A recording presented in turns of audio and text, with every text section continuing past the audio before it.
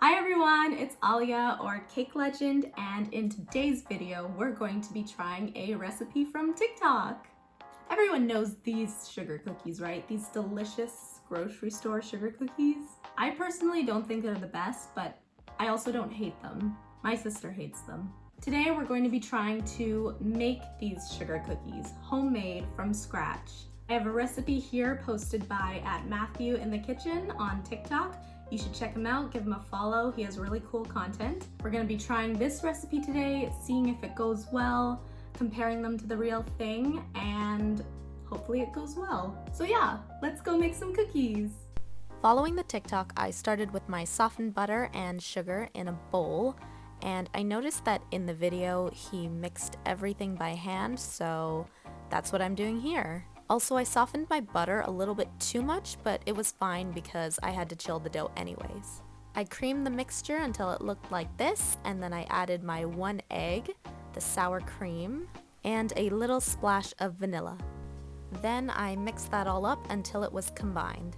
This recipe is pretty straightforward and easy to follow. It's basically like any other cookie recipe that uses the creaming method, which is when you cream the butter and sugar, then add the eggs, and then your dry ingredients. Once the mix looked all gross like that, I added the flour and all the other dry ingredients. And once again, I mixed it until it formed a dough. I was also being careful not to mix it too much because the more you mix it, the more gluten you're developing, and then the more tougher your cookies will be. I know that the grocery store cookies are generally very soft and crumbly like a cake, so I made sure I wasn't mixing the dough too much after all the flour was incorporated. Then I put a lid on my bowl and put it into the fridge to chill for an hour. While it was chilling, I got started on the buttercream. Once again, I softened my butter a little bit too much, but it turned out fine. I grabbed an electric hand mixer and started mixing the butter with the icing sugar. And when it got to like the crumbly half incorporated stage, I added the vanilla and a little splash of milk and continued mixing. As the icing started coming together, I noticed it was a little thick, so I added a little bit more milk and I threw in my color at this point. I chose pink, and I noticed that the color on the grocery store cookies are pretty bright, so I tried to be a little bit more generous with the amount of food coloring I put in.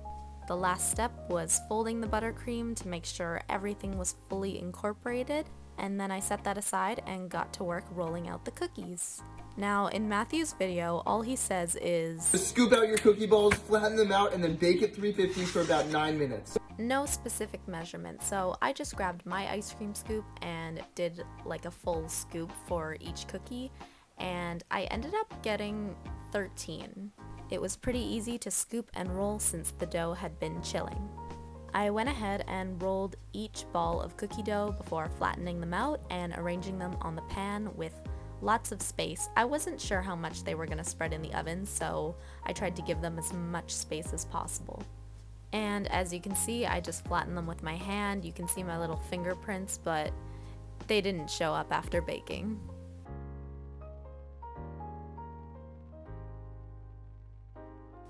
I had the cookies in the oven for a little longer than 9 minutes because they didn't look quite ready, and when I took them out, they were very puffy and round and beautiful.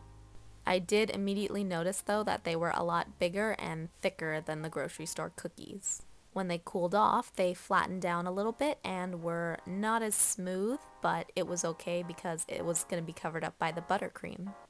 Now, for applying the buttercream, in the video, Matthew used a spatula to just spread it on, but I used a piping bag with a round tip because I wanted to have more control over the amount of buttercream I was putting on each cookie, and I wanted it to be nice and circular.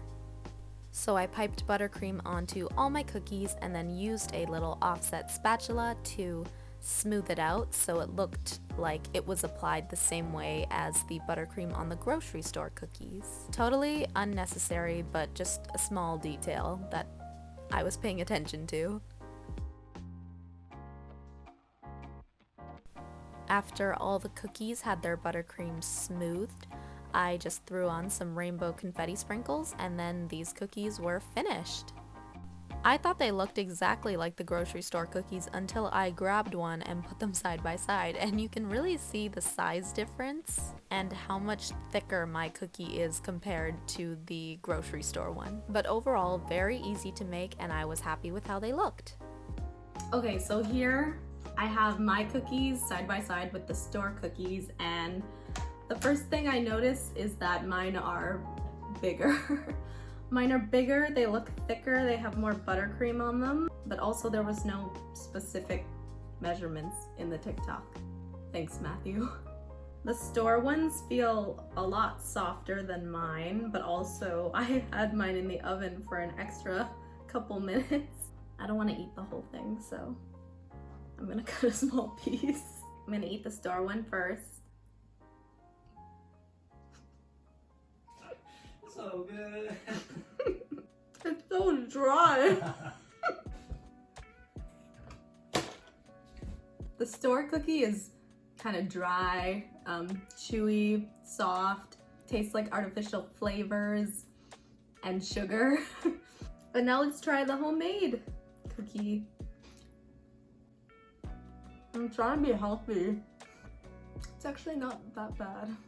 So the homemade one tastes a lot fresher, but it also could be because I just baked them. This one actually was surprisingly much softer. I was worried it wasn't going to be because I baked them for a few minutes too long, but it was really soft.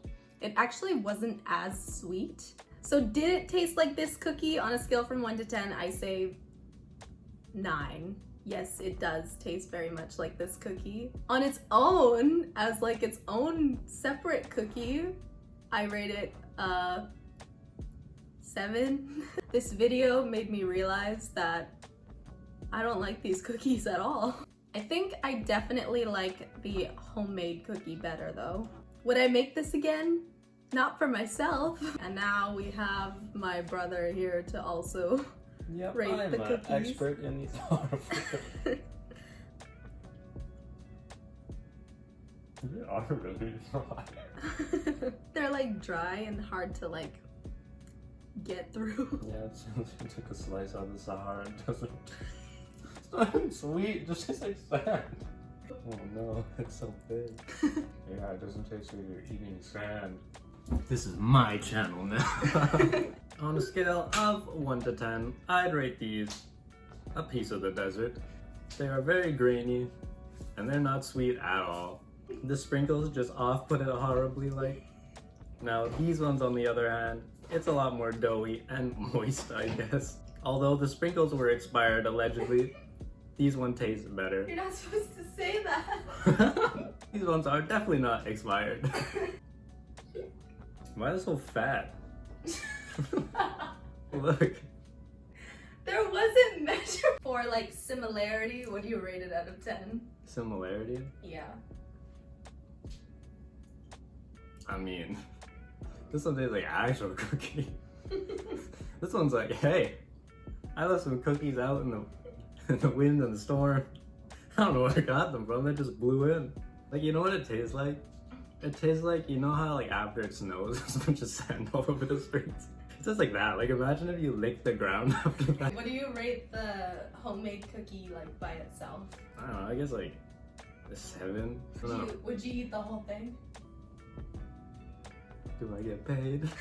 So I hope you guys enjoyed this video of me testing this recipe from TikTok. Let me know if you guys want to see more videos like this where I test other recipes from TikTok. And leave a comment down below on what your favorite part of the video was. Thank you guys so much for watching, and I'll see you in the next video. Bye!